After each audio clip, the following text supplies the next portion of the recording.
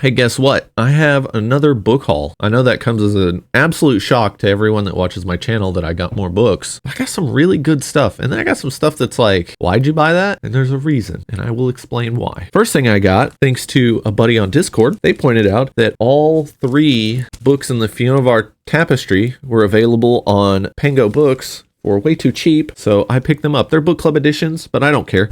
They're matching book club editions, and you see how shiny they are? That's because they're already in Broad Arts. They're in really good shape. I have tried to buy this trilogy twice now. Once at Recycled Books, but they only had the first 2 books, and it was like $15 for those 2, and I was looking to get the third one, and it was like $20, $25, something like that, and they weren't in the best shape, so I was like, I'm not doing that, not today. And so then I tried to buy them again at my local half-price books, but it looked like rats had lived inside the books. That's how terrible they were. It was awful. So definitely wasn't going to pick those up. But these are in great shape. I know that these aren't the best GGK novels, but I don't care. I want to read them. I got to experience it for myself. And who knows, maybe I will like the very generic 1980s fantasy that is in these pages. After that, I picked up one of my best acquisitions ever. I talked about it in my used bookstore tag video, and that is 3 for McGee, the first 3 Travis McGee novels in hardcover. This was the first time they were published in hardcover. It was $6 back in the day in 1967. This book has a few issues, one of which is the books aren't in order, and I don't know why. They have book 2 as the first book, book 1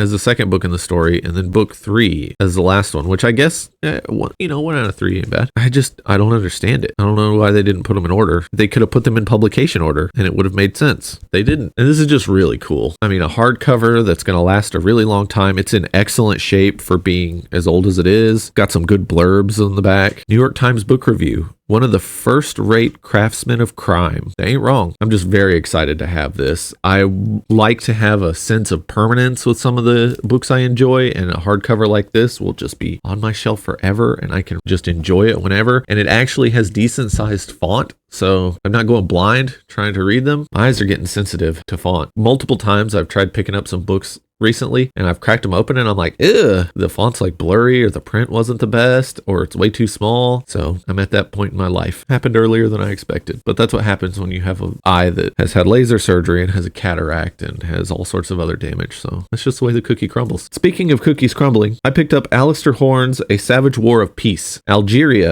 1954 to 1962. The war for independence in Algeria. There's not a lot of books about this, and this one is like 50 years old at this point, but it's still the definitive book on the war. So I'm really looking forward to getting into this because I am just like very fascinated with Algiers as it was before independence, and the fact that France tried making Algeria part of France, and they did it, and then they just didn't follow through. And it's just really fascinating because if France had followed through and made all Algerian citizens full French citizens and not second-class citizens like the colonialists in Algeria were doing, then by the 1970s, France would have been a superpower not only in Europe, but in the Middle East, because when OPEC decided to start price fixing oil, France would have been like, oh, that's fine. We have oil in Algiers. So, we'll just keep on trucking and remain one of the most powerful economies in the world. It's just one of those crazy alternate history things that I think about. And it's like, no, do I want the colonialists to still control parts of Africa? No, but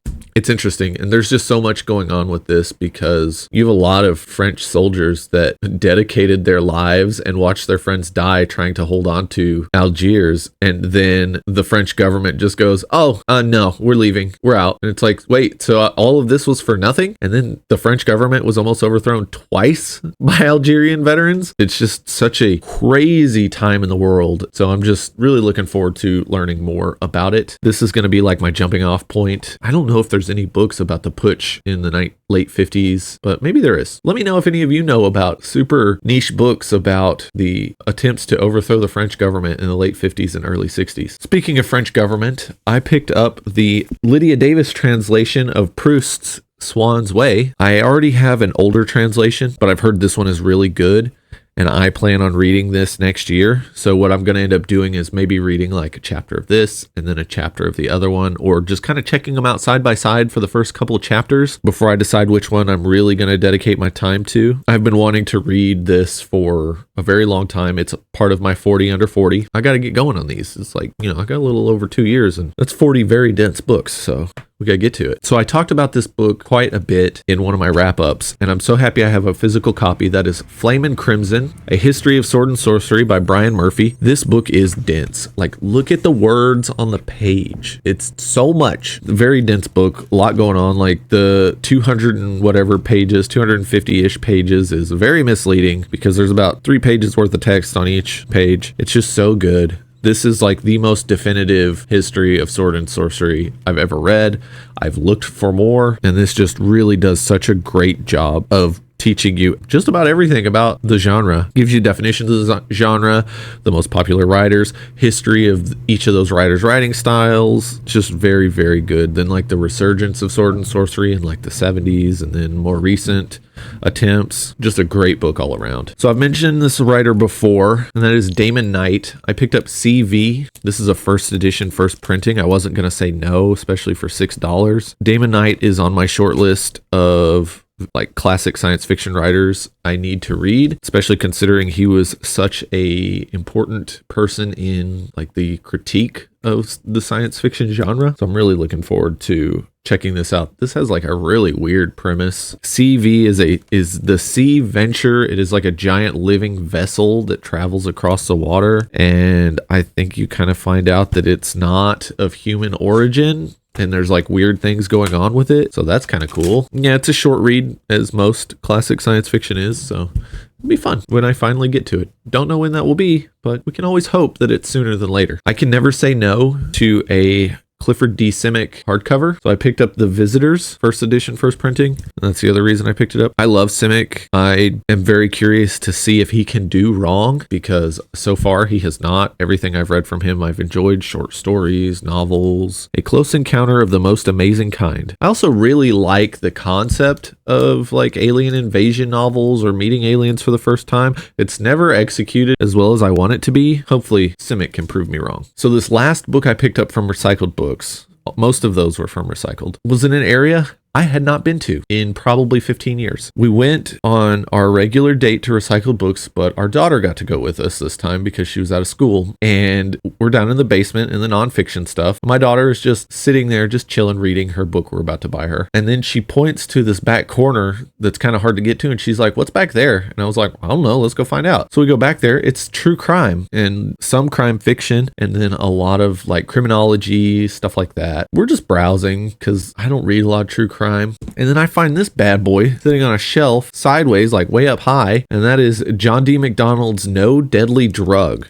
a true crime novel written by your boy, the master of crime. This is about the New Jersey trial of Dr. Carl Coppolino from like 1966. It says, "No deadly drug, in spite of the bizarre and sensational aspects of the state's case against the accused," which I know nothing about, "is not an exercise in the lurid or the horrifying. Instead, it is the first book which has ever examined all the tactical and strategic and human ingredients of our adversary system of criminal justice." Whoa. "And taken the reader through all the fascinating and unforgettable steps of jury selection, evidence, testimony, and final verdict." Holy crap. I didn't read the description on this. Like, I just bought it because I was like, hey, it's John D. MacDonald. I don't care. It's first edition, first printing. Why would I say no to a book in this good a shape from your boy? It says, "Don't expect to make any value judgments about the guilt or innocence of the doctor. This is just a unique opportunity to listen to the testimony, see the witnesses and the defendant on the stand, to comprehend the people who sat in judgment and why they were selected by the state and by the defense to serve." This is really interesting. I